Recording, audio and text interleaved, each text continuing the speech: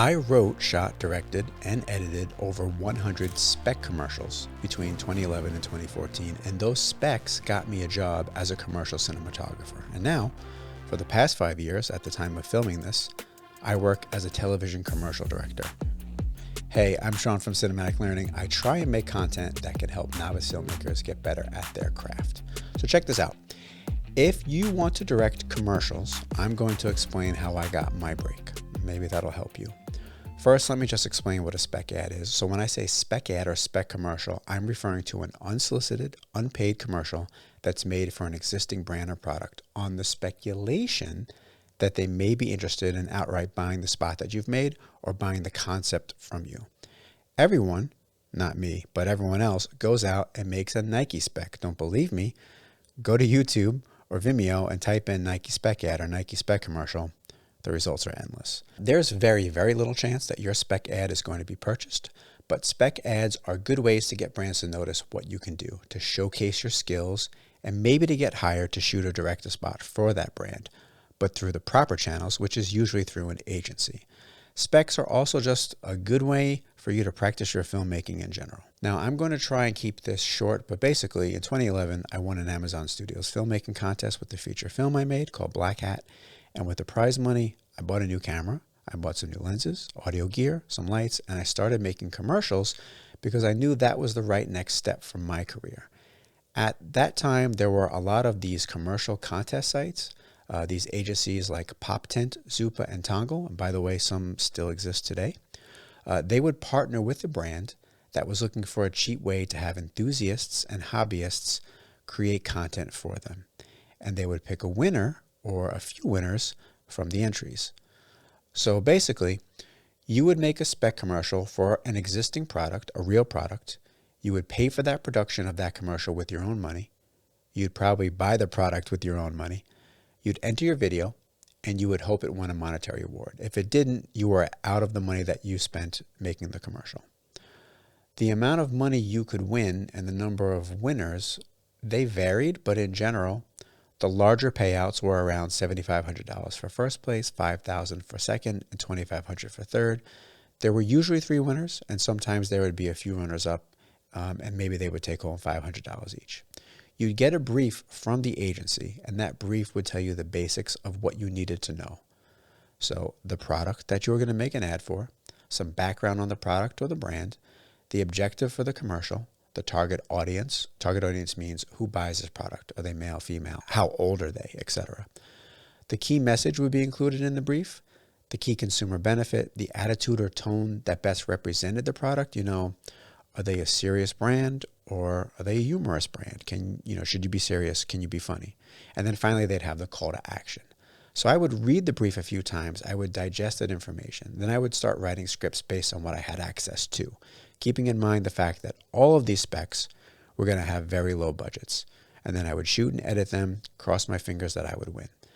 They had to have low budgets because there's no guarantee of winning. So your commercial could be, 1 entry out of 100 or 1,000, and they were only picking 3 for purchase. So that limitation of having to work with no budget, that was actually the best thing that could have ever happened to me, because it forced me to think about how to be creative and tell a story with limited resources.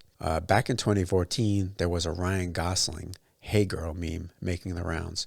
So I wrote that into this spec for Slim Fast, and I won $7,500. When I'm having a craving, it helps to imagine that I'm a celebrity hanging out on a tropical beach enjoying a tropical drink with Ryan Gosling.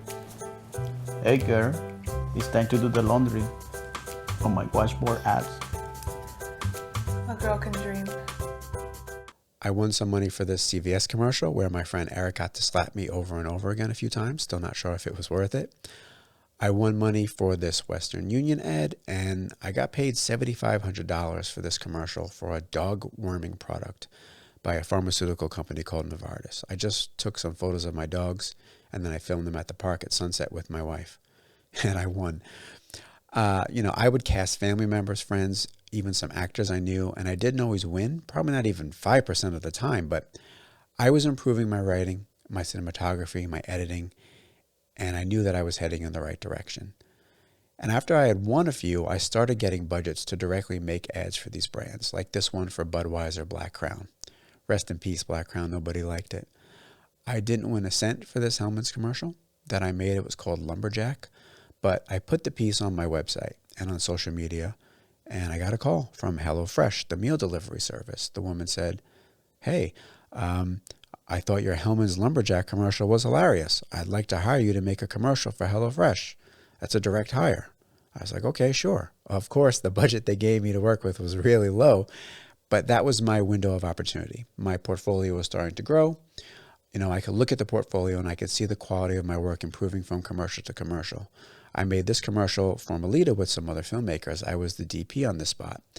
And we only won $500 in the contest, but an agency in New York saw the spot. Then they looked at some of my other work and they asked me for a meeting. And that was really it. I started shooting commercials for this agency. At first, it was really like low budget spots. Some were for the web and some were for television. And then they started giving me bigger and bigger spots with bigger and bigger budgets. Then another agency based in Montreal saw that work and they hired me, and then another in LA. And it was basically a snowball effect that started with me making the decision to make a lot of spec commercials and practice and work hard, but then also put those commercials out into the world so that they could be found. So aspiring commercial directors, DPs, and editors, here's my 2 cents. Make spec commercials. Don't expect to win. Don't expect to make money. Don't expect to sell them, but make commercials for brands that you like. Make commercials for small brands that may actually see what you make and may want to talk to you about future work. Social media is a great way to do that. Don't make a Nike ad. Don't do it.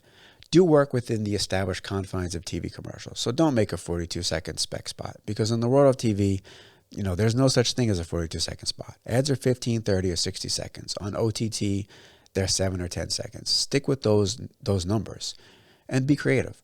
Write ideas around locations, around wardrobe props and people you have access to. And finally, put your work out there for other people to find, and you never know what could happen.